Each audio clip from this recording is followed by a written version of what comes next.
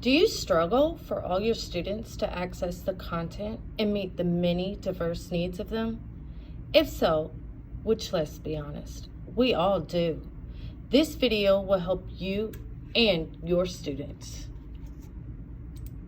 If you look here where you see the cloud, you will see a sound icon. I have embedded my voice reading the notes to my student. Right here where you see this purple icon, I use the Mote extension. I do this so that I am able to help all of my students no matter what their needs are, whether they are ESOL, special education, or they just like listening to the notes for a review. Here's a slide where it is steps for graphing. So what I'm going to do is I'm just going to read. So I'm going to go here to the purple Mote icon and click it. When I want to start, I'm going to click this and follow through with the directions.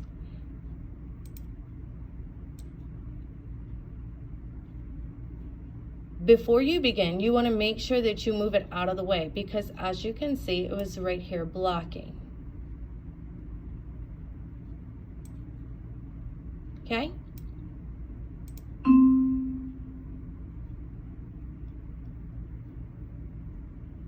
So now we're going to record. So I'm again going to click the Mote icon, move it where I want it so that I can make sure that I can read these graphing instructions and the steps correctly. And when I'm ready to begin, I'm going to click the purple icon. Steps for graphing.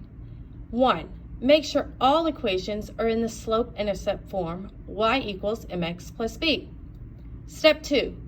Graph each equation. Step 3.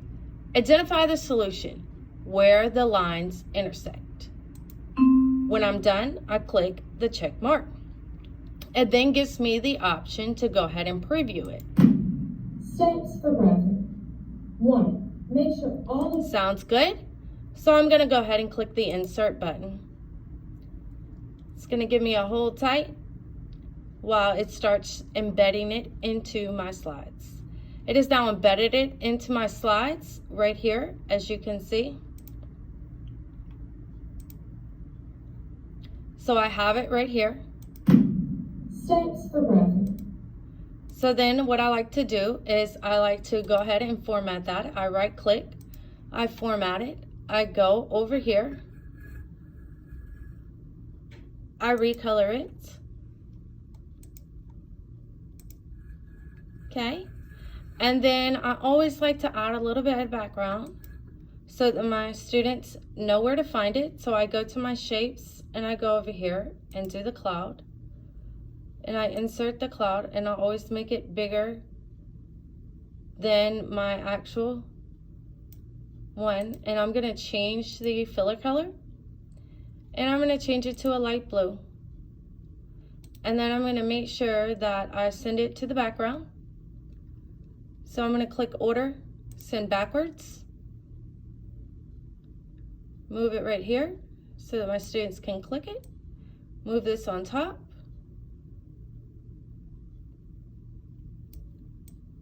Now try to get it centered. And then I'm gonna move these over just a little bit. Steps for graphing. 1. Make sure all the... And now my students can read it and listen to it as well if they would like.